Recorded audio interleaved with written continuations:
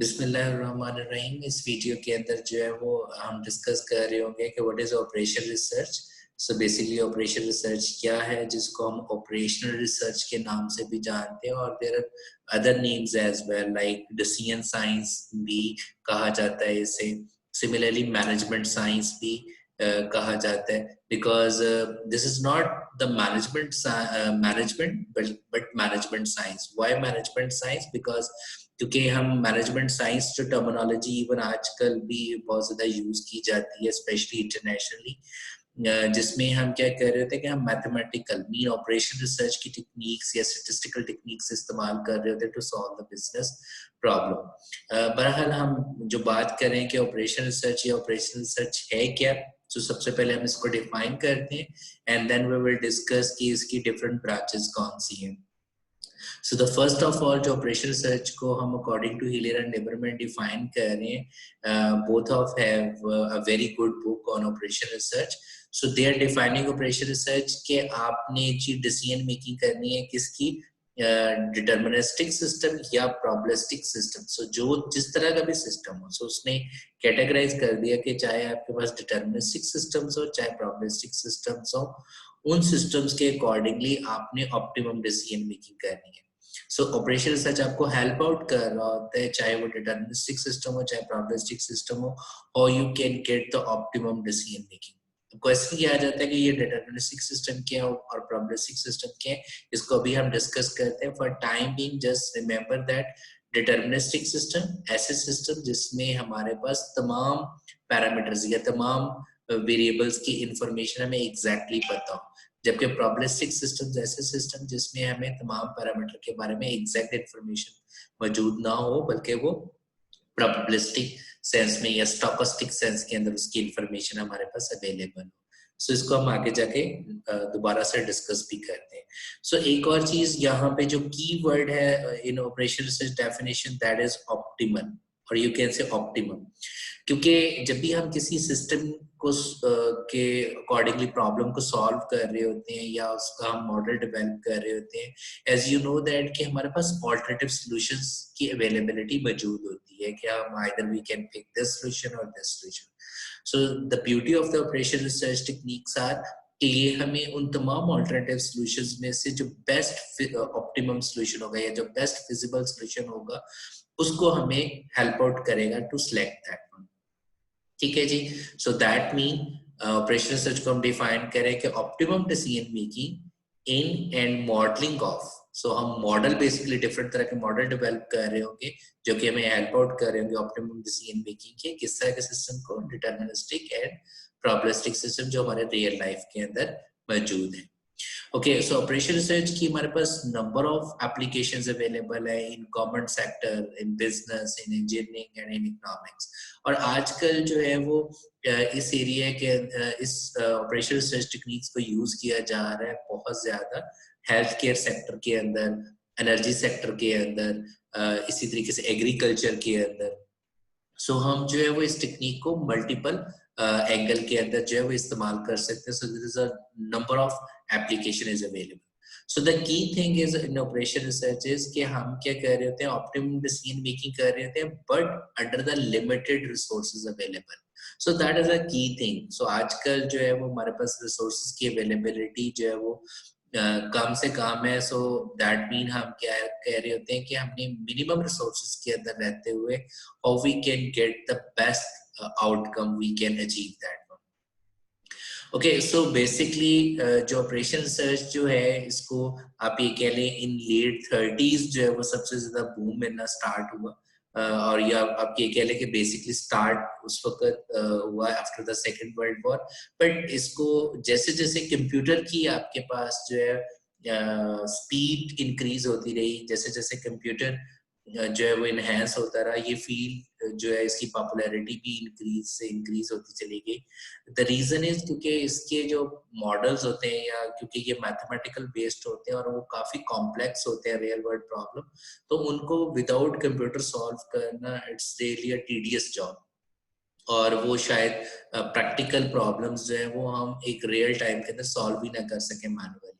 तो इसलिए हमें हैवी किस्म के कंप्यूटर्स रिक्वायर्ड होते हैं। सो जैसे जैसे कंप्यूटर की ग्रोथ होती गई, इस फील्ड को जो है वो डायरेक्ट जो है वो बूम मिलता गया। ओके, सो अब ये ऑपरेशन रिसर्च को हम क्या कह सकते हैं कि मेनली हम इसको 4 कैटेगरीज में डिवाइड कर सकते हैं, but I think so 2 are the major one is the deterministic perspective, okay, one is the deterministic angle and the second is basically the stochastic angle, exactly from deterministic system as well as the probabilistic system. So deterministic से जैसे मैंने आपको बताया कि ऐसे system जिसमें तमाम parameter के बारे में एग्जैक्ट इंफॉर्मेशन हमें पता हो, जबकि जो प्रोबेबिलिस्टिक सिस्टम्स होते हैं जहाँ पे हमारे पास जो है वो स्टोकास्टिक इंफॉर्मेशन अवेलेबल होती है, मीन प्रोबेबिलिटी बेस्ड मौजूद होती है।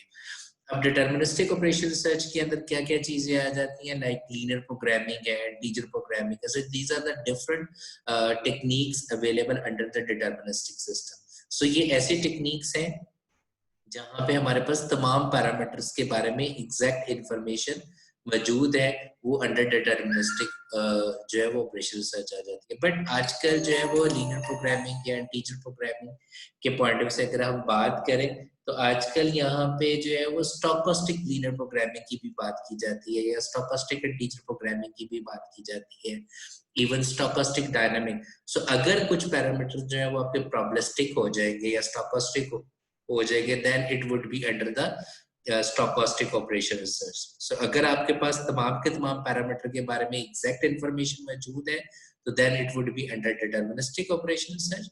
और अगर आपके पास कुछ पैरामीटर के बारे में आपको एग्जैक्ट इंफॉर्मेशन नहीं पता, वो स्टोकास्टिक है या वो प्रोबेबिलिस्टिक है, then it would be under the stochastic operation research.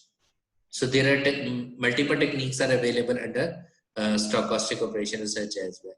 Okay, then हम जो है वो different तरह के problems को solve कर सकते हैं instead of using deterministic operation research या stochastic operation research, we can use heuristics or the meta heuristics approaches. Okay, so इनमें डिफरेंस क्या है? सो बेसिकली जब हम लाइक लीनियर प्रोग्रामिंग की अगर मैं बात करूं या इंटीजर प्रोग्रामिंग की बात करूं, सो ये ऐसे टेक्निक्स हैं जो कि हमें एग्जैक्ट ऑप्टिमम आंसर प्रोवाइड करती है। बट अगर हम स्पेसिफिकली बात करें इंटीजर प्रोग्रामिंग के पॉइंट ऑफ व्यू से, तो इसमें हमारे पास प्रॉब्लम ये है कि जो कंप्यूटेशनल टाइम है, क्योंकि लार्ज जब प्रॉब्लम होते हैं उनको सॉल्व करना थोड़ा टफ होता है, तो इंटीजर प्रोग्रामिंग एग्जैक्टली जो है वो काफी टाइम कंज्यूमिंग होती है, स्पेशली जब हम रियल वर्ल्ड प्रॉब्लम सॉल्व कर रहे होते हैं। तो फिर हम क्या कर लेते हैं, हम ह्यूरिस्टिक बेस्ड सॉल्यूशंस भी की तरफ चले जाते हैं अगर प्रॉब्लम बहुत ज्यादा कॉम्प्लेक्स हो और उसका कंप्यूटेशनल टाइम हमारे इन ऑप्टिमम टेक्निक्स से के जरिए जो है वो बहुत ज्यादा आ रहा हो, तो हम ह्यूरिस्टिक्स या मेटा ह्यूरिस्टिक्स की तरफ चले जाते हैं। सो बेसिकली ह्यूरिस्टिक्स जो है वो हमें नॉट श्योर कि हमें ऑप्टिमम सॉल्यूशन प्रोवाइड करेंगे, बट हम ह्यूरिस्टिक्स ऐसे डिजाइन कर सकते हैं जो कि हमें बेस्ट फिजिबल सॉल्यूशन प्रोवाइड कर सके, मीन जो नियर टू ऑप्टिमम के करीब से करीब हो। अब ह्यूरिस्टिक्स और मेटा ह्यूरिस्टिक्स में डिफरेंस ये आता है कि ह्यूरिस्टिक्स जो है वो प्रॉब्लम बेस्ड होते हैं, मीन पर्टिकुलर प्रॉब्लम को सॉल्व करने के लिए जो अगर आपने कोई स्पेसिफिक मेथड डेवलप कर ली है तो that would be under the heuristics. जबकि जो मेटा ह्यूरिस्टिक्स होते हैं ये हमारे पास क्या आ जाते हैं, ये जेनेरिक होते हैं। ये आप कह लें कि हम मल्टीपल प्रॉब्लम्स के ऊपर किसी भी पर्टिकुलर मेटा ह्यूरिस्टिक को अप्लाई कर सकते हैं, like we have genetic algorithm, simulated annealing है, आर्ट कॉलोनी ऑप्टिमाइजेशन है। सो डिफरेंट तरह के ये मेटा ह्यूरिस्टिक्स अवेलेबल है, राइट? सो इनको हम जो है वो आगे जाके डिस्कस भी कर रहे होंगे इस कोर्स के अंदर।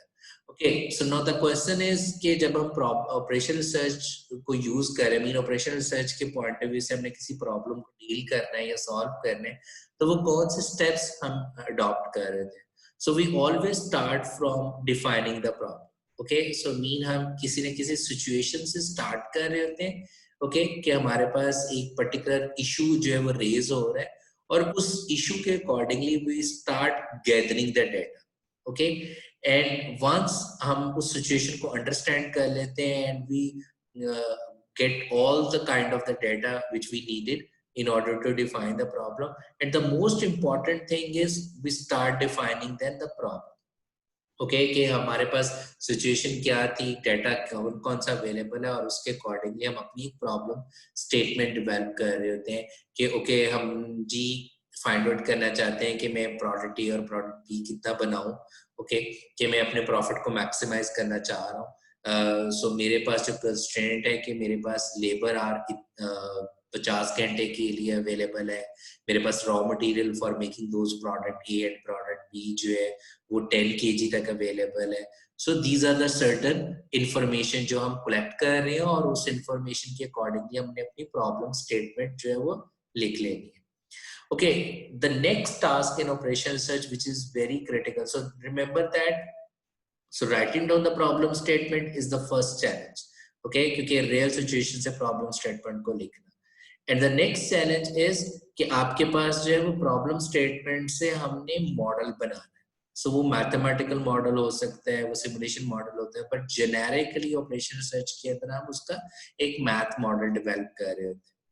ओके, सो जब हम प्रॉब्लम स्टेटमेंट से हमने मैथ मॉडल बनाना है तो उस मॉडल के अंदर जब भी हम ऑपरेशन रिसर्च को डील कर रहे होंगे, सो जो की एलिमेंट होंगे वो क्या होंगे? Number 1 is the decision variable. So how we can define the decision variable? A physical quantity in which a decision maker is interested. Like जैसे अभी मैंने आपको एग्जांपल दी regarding the two products. So right now as a decision maker मैं interested हूँ कि हम कितनी प्रोडक्ट A बनाए, कितनी प्रोडक्ट B बनाए कि हमारे पास जो है वो मेरा प्रॉफिट मैक्सिमाइज हो जाए. So that is the decision variable. The second thing is we need to identify from the problem statement is the objective function. Mean कि basically मेरा objective क्या है while I am solving this particular problem.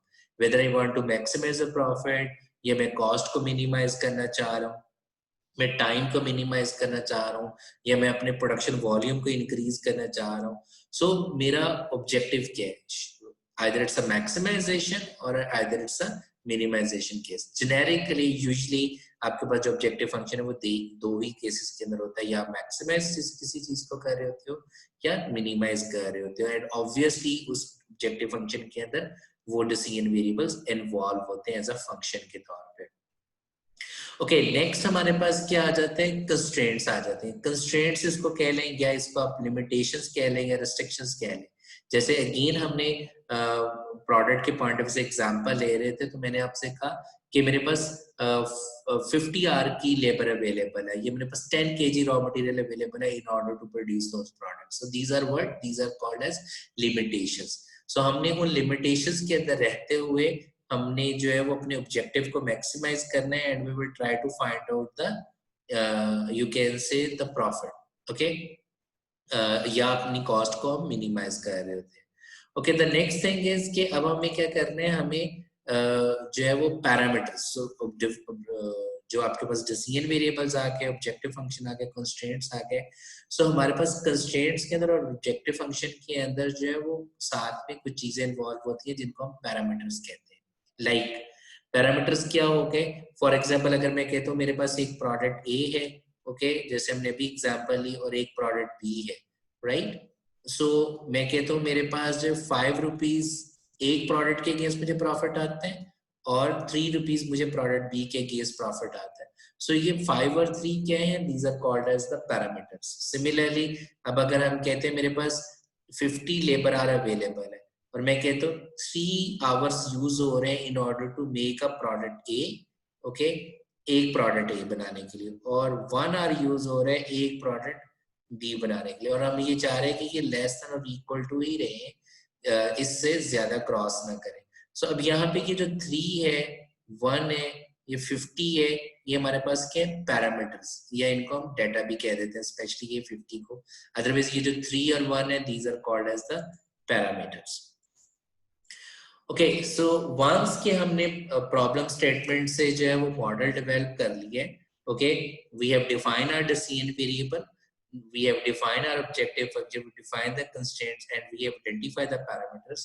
So the next step is कि अब हमने क्या करना है? अब हमने उसका एक solution बनाना है, means उस मॉडल को हमने solution के अंदर कन्वर्ट करना है.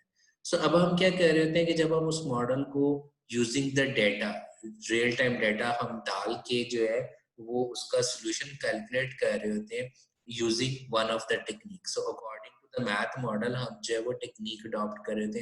सो there are multiple techniques available. जैसे अभी हमने कहा कि हम लीनियर प्रोग्रामिंग इस्तेमाल कर रहे हैं उस मॉडल के अंदर, या इंटीजर प्रोग्रामिंग यूज कर रहे हैं या नेटवर्क एनालिसिस की टेक्निक यूज कर रहे हैं या मार्कअप चेन यूज कर रहे हैं, सो डिपेंडिंग अपॉन कि वो मॉडल डिटर्मिनिस्टिक है या स्टोकास्टिक है, सो हम उस मॉडल से जो है वो सोल्यूशन क्रिएट कर रहे होते हैं और नेक्स्ट थिंग क्या कर रहे थे, वो साथ ही साथ उस मॉडल के अकॉर्डिंग उस सोल्यूशन को टेस्ट भी कर रहे होते हैं कि क्या वो सोल्यूशन जो है वो आपके लिए एक्सेप्टेबल है भी या नहीं, कोई उसके अंदर कोई टेक्निकल प्रॉब्लम्स तो नहीं आ रहे या वो रियल सिस्टम को इंडिकेट कर रहे हैं या नहीं कर रहा। ठीक है जी, so basically model testing as well as solution के अकॉर्डिंगली जो है वो हम जा रहे होते हैं।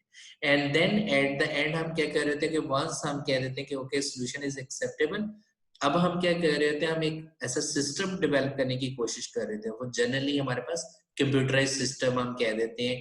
ठीक है, सो जैसे आप एग्जांपल ले सकते हो, आजकल ईआरपी की बात की जा रही है, सो ये कंप्यूटराइज सिस्टम है। ठीक है, सो हम ऐसा सिस्टम डेवलप कर लेते हैं जो कि उस सोल्यूशन को इम्प्लीमेंट करने के लिए हमें हेल्प आउट कर रहा होता है। So these are the 6 steps in order to solve the problem using OR approach. Okay, so the next thing is, जैसे अभी हम बात कर रहे थे बार बार कि हमने बेसिकली किसी भी रियल टाइम सिस्टम को से मॉडल डेवलप करना है। ओके, और ऑपरेशन रिसर्च के अंदर जो की एलिमेंट आ जाता है सिस्टम से मॉडल डेवलपमेंट का, that is basically the mathematical model. और हम जब भी किसी सिस्टम को ऑपरेशन रिसर्च के अकॉर्डिंगली सॉल्व करने के लिए जा रहे होते हैं या इवन कोई भी टेक्निक अडॉप्ट करते हुए चल रहे होते हैं, सो हम कभी भी ओवरऑल तमाम के तमाम सिस्टम को लेकर नहीं चल रहे होते, बल्कि उसका जब भी हम कोई मॉडल डेवलप कर रहे होते हैं तो हम उसमें कुछ अजम्पशंस रखते हैं। और हम क्या कर रहे होते हैं कि हम अजम्पशंस रखने के साथ साथ उस मॉडल में से मैक्सिमम इंफॉर्मेशन को जो है वो एक्सट्रैक्ट करने की कोशिश कर रहे होते हैं। सो हमारा जो मॉडल होना चाहिए वो सिंप्लीफाइड होना चाहिए जितना पॉसिबल हो सकता है। ठीक है, exactly representing the real system होना चाहिए, mean abstraction of the real system होना चाहिए। सिस्टम से हम एब्स्ट्रैक्ट कर रहे हो and based on certain assumptions. So वो एवरी मॉडल की assumptions है, लाइक जैसे लीनियर प्रोग्रामिंग की वन ऑफ द assumption ये है कि आपके जो डिसीजन वेरिएबल्स के आंसर हैं वो फ्रैक्शन में आ सकते हैं। ठीक है, लाइक फॉर एग्जांपल अगर मैं कहूँ कि मुझे निकालना है कि प्रोडक्ट ए कितनी बनाऊं, प्रोडक्ट बी कितनी बनाऊं, तो आंसर आ गया जी 5.8 प्रोडक्ट ए बनाओ, 6.2 प्रोडक्ट बी बनाओ। अगर वो प्रोडक्ट है आप कह लें कि car, so 5.8 car makes no sense in real life. So हम assumptions कुछ रखेंगे, सो दैट मीन अगर आप चाहते हो कि एग्जैक्टली आपके पास वो इंटीजर फॉर्म में ही आंसर है, सो देन मीन आइदर वो 5 है या 6 है या 7 है, so then instead of using the linear programming we can adopt integer programming. So remember that जब भी हम सिस्टम से मॉडल डेवलप करते हैं तो हम कुछ assumptions रखते हैं, बट वो मॉडल जो है वो रियल सिस्टम की एग्जैक्ट एब्स्ट्रक्शन होना चाहिए और वो सिंपल से सिंपल होना चाहिए। ठीक है, ताकि उसको सॉल्व करना इजी रहे। ओके, सो हमारे पास डिफरेंट तरह के मॉडल्स अवेलेबल हैं, लाइक जब हम रियल सिस्टम से मॉडल को में कन्वर्ट कर रहे होते हैं। सो जैसे हमने यहाँ पर डिफाइन भी किया कि the model should be representing the real life system. So आपका जो मॉडल होना चाहिए वो एग्जैक्टली आपके सिस्टम को इंडिकेट करना या रिप्रेजेंट करना चाहिए। ओके, सो यहाँ पे मैंने कुछ मॉडल की एग्जांपल ली है कि मीन हम मॉडल को जो क्लासिफाई कर सकते हैं, कुड बी कि हम रियल लाइफ सिस्टम से जो मॉडल बना रहे हैं वो आइकॉनिक मॉडल बना रहे हैं, जो कि जेनेरिकली हम कह लें कि स्केल वाइज। जनरली ये आइकॉनिक मॉडल जो है वो सिविल इंजीनियर्स यूज कर रहे होते हैं कि हम उसको बेसिकली अगर बहुत बड़े बड़े प्लाजाज हमने बनाने हैं और हम उसका एक शॉर्टर या स्मॉलर स्केल जब exactly look like that plaza बना लें तो वो आइकॉनिक मॉडल्स के अंदर आ जाते हैं। एनालॉग मॉडल्स पिक्चर्स या ग्राफ की शक्ल में डेवलप किए जाते हैं। सो बीइंग ऑपरेशन रिसर्चर या ऑपरेशन रिसर्च क्योंकि हैवीली यूज की जाती है इंडस्ट्रियल इंजीनियरिंग, सो हम ज्यादातर यूज कर रहे थे सिंबॉलिक मॉडल्स। ठीक है जी, जिनको हम अलजेब्रिक या न्यूमेरिकल मॉडल्स भी कहते हैं, जो कि प्योरली मैथमेटिकल बेस्ड होते हैं, जैसे हमने प्रीवियसली एग्जाम डिस्कस किया। सो सिंबॉलिक मॉडल्स के अंदर कौन कौन से आ जाते हैं? Deterministic models, stochastic models. Okay, deterministic models again ऐसे मॉडल्स जिसमें हमें तमाम पैरामीटर्स के बारे में एग्जैक्ट इंफॉर्मेशन मौजूद हो। ठीक है, हमें पता हो कि प्रोडक्ट ए बनाने के लिए हमें कितनी लेबर रिक्वायर्ड होगी, कितना प्रॉफिट हमें आता है।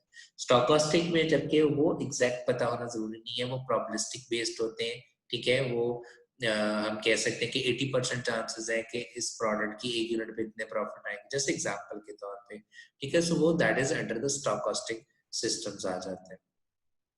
ओके, सो अगेन हमने ये ऑलरेडी डिस्कस किया है कि जो ऑपरेशन रिसर्च के अंदर डिटरमिनिस्टिक मॉडल्स हैं वो कौन कौन से हैं, जैसे एग्जांपल है लीनियर है, इंटीजर है। इसी तरीके से स्टॉकहोस्टिक में स्टॉकहोस्टिक प्रोग्रामिंग है, Markov chain and so on, and then other decision models like game theory है, हमारे पास मल्टी क्राइटेरिया डिसीजन मेकिंग है। बट एक चीज जो मोस्ट इंपॉर्टेंट है, याद रखिएगा कि ऑपरेशन रिसर्च के पॉइंट ऑफ व्यू से जब हम प्रोग्रामिंग की बात करते हैं, so that doesn't mean computer program, that mean planning activity. So basically हम उस चीज के बारे में प्लान कर रहे हैं, एक ऑप्टिमम डिसीजन करने की कोशिश कर रहे होते हैं। और जो ऑपरेशन रिसर्च के अंदर हमारे पास सॉफ्टवेयर्स या लैंग्वेजेस इस्तेमाल की जाती हैं, जैसे मैंने आपको पहले बताया कि आपके पास ऑपरेशन रिसर्च के अंदर, क्योंकि हम हैवी किस्म के मैथमेटिकल मॉडल्स को सॉल्व करने की कोशिश कर रहे होते हैं और उसको मैनुअली सॉल्व करना काफी मुश्किल होता है, तो हमारे पास ऑप्टिमाइजेशन सॉफ्टवेयर्स मल्टीपल अवेलेबल हैं। We have CPLEX, we have Gurobi, AIMMS, MATLAB के अंदर मैटलैब के अंदर अब हमारे पास एक स्पेशल किस्म का एड इन आ गया ऑप्टिमाइजेशन टूल्स के नाम से, लिंगो, लिंडो है, आर है with optimization packages, Excel solver है, पाइथन विद ऑप्टिमाइजेशन लाइब्रेरीज है। सो बेसिकली आर और Python. So R is a statistical programming language, but इसके अंदर डिफरेंट तरह के पैकेजेस अवेलेबल है जो कि हमें हेल्प आउट करते हैं किसी भी ऑप्टिमाइजेशन प्रॉब्लम को सॉल्व करने के लिए। Similarly Python is also a programming language, लेकिन इसके अंदर डिफरेंट तरह की ऑप्टिमाइजेशन लाइब्रेरीज अवेलेबल है जो कि हमें हेल्प आउट कर रही है to solve the operation research problem. Similarly CPLEX और ग्रोपी जो है ये बेसिकली कमर्शियल सॉल्वर्स है। सो याद रखिएगा ऑपरेशन रिसर्च के अंदर हम फ्रंट एंड के अंदर मोस्टली कोई प्रोग्रामिंग लैंग्वेज यूज कर रहे होते हैं और बैक एंड पे कोई ना कोई सॉल्वर इस्तेमाल हो रहा होता है। सो वो सॉल्वर जो है वो सीप्लेक्स एक सॉल्वर है, ग्रोपी एक सॉल्वर है, एक्सप्रेस एक सॉल्वर है। सो ये डिफरेंट तरह के सॉल्वर्स हम यूज कर रहे थे to solve those heavy types of problems. Similarly अगर हम कोई मैथ मॉडलिंग बनाते हैं, हम कोई सिमुलेटेड मॉडल बना लेते हैं, तो हमारे पास सिमुलेटेड मॉडल के लिए जो है वो सिमुलेशन सॉफ्टवेयर्स मल्टीपल अवेलेबल है, अरीना है, सिमुलेट है, सिमो है and so on, and multiple programming language you can use in order to solve use those solvers. Python है, C++ है, जावा है and so on, it's up to you. Okay, so thank you so much. See you in the next video for the next lecture.